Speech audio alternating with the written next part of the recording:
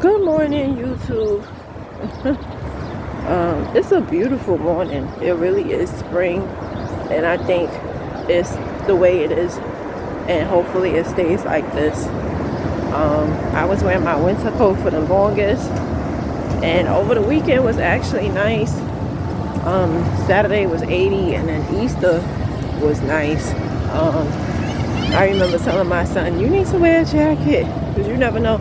When we came back from the concert, it actually was nice. It wasn't chilly. I still wore my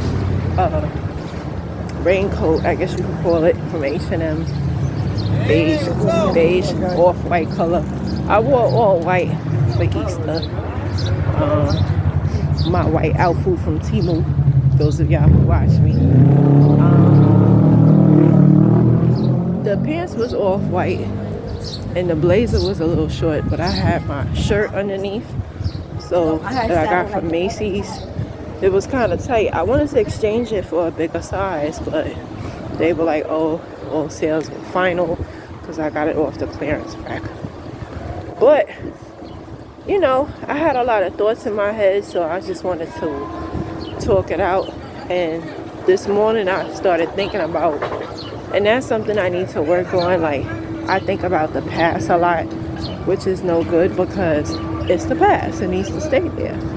And so what I wanted to say this morning is, people, when they make jokes, it's never jokes. They dead ass, right?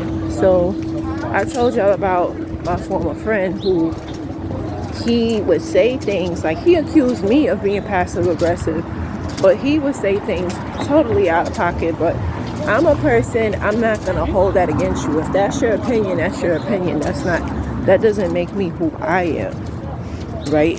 So he would say things like, "Oh, I'm gonna have another one." Ha ha ha. And to me, that's not funny, because anybody who knows me knows my son came about unexpectedly. I don't want to say accident, but he came unexpectedly, right?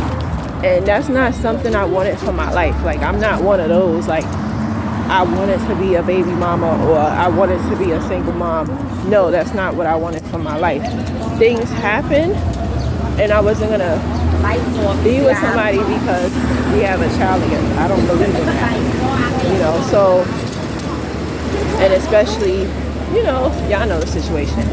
But anyway, so he would say slick stuff like, "Oh, I'm gonna have another one. I'm gonna have another baby child," whatever. And he was saying this right on up until my son was 13. That's when he cut me off, I guess you could say. But so he would say slick stuff. One time he was like, "Oh, my son looked like a monkey." I let it slide, right? I didn't say nothing crazy to him because I'm not that type of, like, I'm not tit for tat, right? But I was giving him advice about his ex-girlfriend. She didn't want to, you know, give him none. And I was like, "Yo, she's cheating on you." He would say things like, "Oh, if I was a dude, he would beat me up." You gonna beat me up because your girl cheated. He's like, "Oh, all women are not like you." I'm like, I'm not a cheater, so I don't know what that's about. But I do know this: if somebody's giving you a lame excuse as to why they don't want to sleep with you, 9 times out of 10 they cheating. That's just common sense. But I said all that to say this: that when people make jokes, it's never a joke. It's usually they trying to say something, but they're not bold enough to say it. Like me, I never said nothing in jokes. I told him what it was straight up. So the last conversation we had, he said I was passive aggressive and I need therapy and all of this. And I'm like, what are you talking about? Like, where is this coming from? But what I learned from that friendship, if you want to call it, is that when somebody show you they self the first time, because the first time he cut me off, he was scared of my son's father. He never wants to admit that. But that was the first time. And then the second time, it was because I told him about his girl, how she wasn't spending no time with him. She wasn't working. She didn't have no kids. she started school, but she only had 4 classes. And everybody knows your freshman year. Your freshman year is very easy. Your freshman year, that first year, it's pretty easy. You have like electives and stuff. So she was bullshitting him. You can't spend no time with a nigga, then you not sleeping with a nigga. And he went in talking about something, oh, I never had a real relationship. This is when we was in our young 20s.